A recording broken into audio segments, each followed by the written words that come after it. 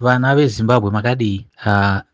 Kuno tiri kutaura tiri kudare remhepo, mubatanidzwa wemadzitateguru enyu, tichiti ZANU ane basa rokurwisa ZANU, rokuhakanura simba kubva kuZANU, imhepo isingafi, nokuti ZANU ndeyeropa.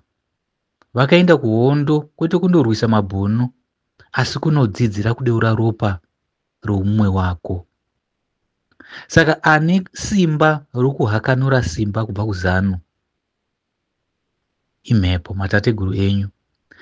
Nokudaro vatungamiri vemapato enyu, vana Bonzora, vana Chamisa, vana Biti, vana Ncube,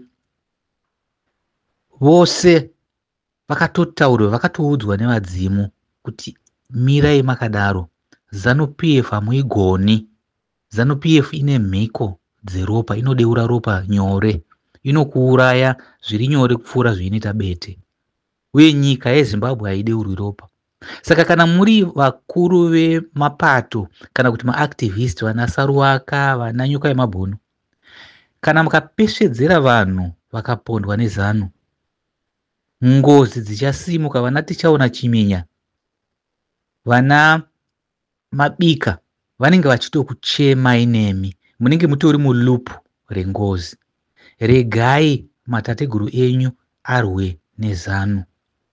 Makagara kwamuri ukoko, munoudzwa zvokuitwa, itai apa, mirei makadai, nokuti chemusingazivi ndechekuti Zimbabwe inotungamirirwa nemhepo kwete nemunhu, mhepo isingadyi sadza. Mukangoisa munhu matoruza. Uyu Chiwenga wamaakupembedza nhasi is the same reason why we are in this hellhole.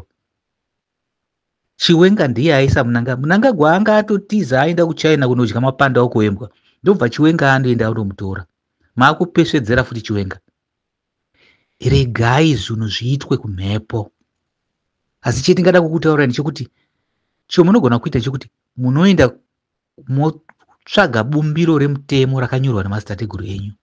Mubumbiro imomo ndo mune matare, ndo mune maportfolio committees emuchapinda zvichiburikidza neunyanzvi hwomunahwo. Kune kusina election 2028, asi kunosarudzwa nyanzvi dzinogara mudare kuti dzigadzire matambudziko evanhu.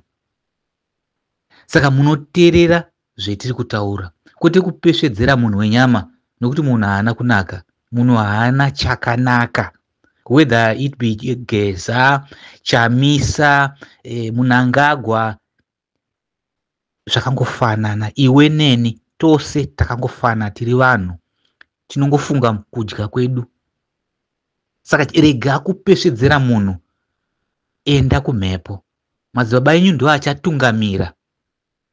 Kana wazopesvedzera vanhu vakaenda kutaundi vakatopondwa, uchiti ndinonzi Traore, uchiti ndinonzi Saruwaka, ngozi dzichasimuka dzinoenda kumba kwenyu.